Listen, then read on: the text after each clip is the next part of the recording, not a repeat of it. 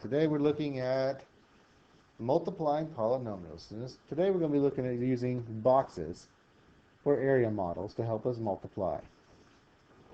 So looking at this right here, I have 2x minus 3 times x plus 1. To do these, I'm going to go through and place 2x minus 3 right here on the left-hand side. And on top, I'm going to put an x plus 1. And basically, I'm going to go find the area of each of my squares. Find the area of the squares, you're going to just basically do side times side. So here 2x times x gives me 2x squared. My next square, I'm going to have 2x times 1, which is 2x. Now at the bottom, I now have negative 3 times my x, which is a negative 3x. And then I have negative 3 times 1, which is negative 3.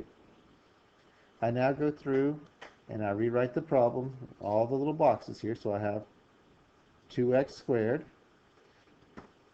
These two right here are like terms, so I can combine those. A negative 3 and a positive 2 go together and give me a negative x. And then my minus 3 is chilling at the end. And we have now multiplied 2x minus 3 times x plus 1. For example 2, again, we do the same thing. I'm going to place my x here, my 4 here, 3x and my negative 5. I go and fill in my little boxes in the middle here, so x times 3x gives me 3x squared. X times negative 5 is a negative 5x. 4 times 3x is 12x. 4 times 3 is 12. 4 times negative 5 is a negative 20. I now start writing them down, starting with the highest exponent first always. So I have 3x squared. These two in the middle here can be combined. 12x and a negative 5x gives me 7x, a plus 7x. And then I have a minus 20. And this problem is now done. Looking at example 3, I have 3x and a negative 4, 2x and a positive 5. My first one, 3x times 2x gives me 6x squared. The next box would be 3x times 5, that's 15x. Moving to the bottom box here, I have negative 4 times a positive 2x, which is negative 8x.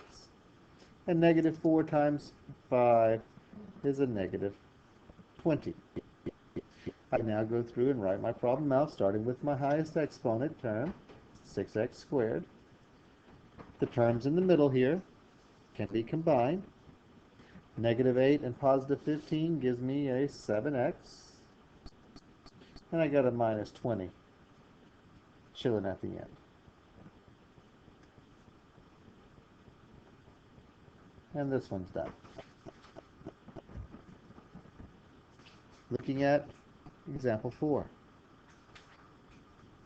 Example 4, I have x and negative 7. Here I have x and positive 7. X times x gives me x squared. X times 7 gives me a 7x. And then negative 7 times x gives me a negative 7x. I now have to multiply negative 7 times a positive 7, and that's a negative 49. I go through and write my problem out now, so I have x squared. My middle terms here can be combined, which in this case I have a negative 7 and a positive 7, which equals 0, so I now have no middle term. And then I have a minus 49 just chilling here at the end.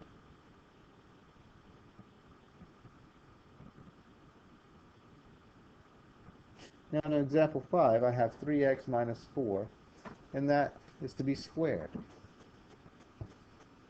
Which that means I'm going to put 3x minus 4 on both sides of my rectangle. So I have 3x and a negative 4 here, and then 3x and a negative 4 here.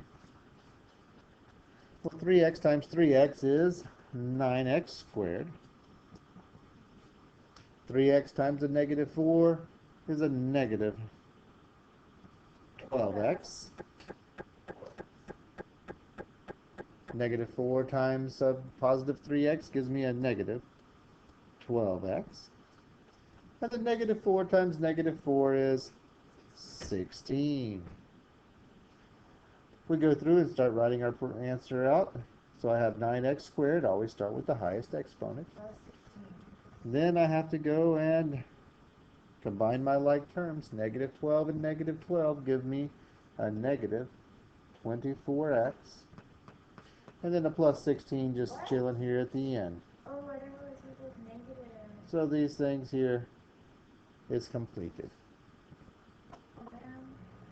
Okay. Looking at example 6. Now example 6 has a binomial times a trinomial. You can still use your box for this. We just have more boxes to keep up with. So with this, my binomial I'll place along the top. 2x and a 3. Here I'm going to have 3x squared, a 2x, and a negative 5. And again, we just go fill in each of the boxes. So I have 3x squared times 2x gives me 6x cubed, yes. And then 3x squared times 3 gives me 9x squared. Now a 2x times a 2x is a 4x squared. And 2x times 3, that's a 6x. On the bottom here, I have negative 5 times 2x, which is a negative 10x. And the negative 5 times a positive 3 is a negative 15. Now when I go to write my solution, again, I always start with the largest exponents term, which in this case is a 6x cubed. Notice the ones that are on diagonal here. These two are like terms, so 4 and 9 give me 13x squared. So plus 13x squared. These two right here, these two are like terms as well. So a negative 10 and a positive 6 give me a minus 4x. And then my negative 15 is just chilling at the end. Using area models, or boxes, to multiply our polynomials.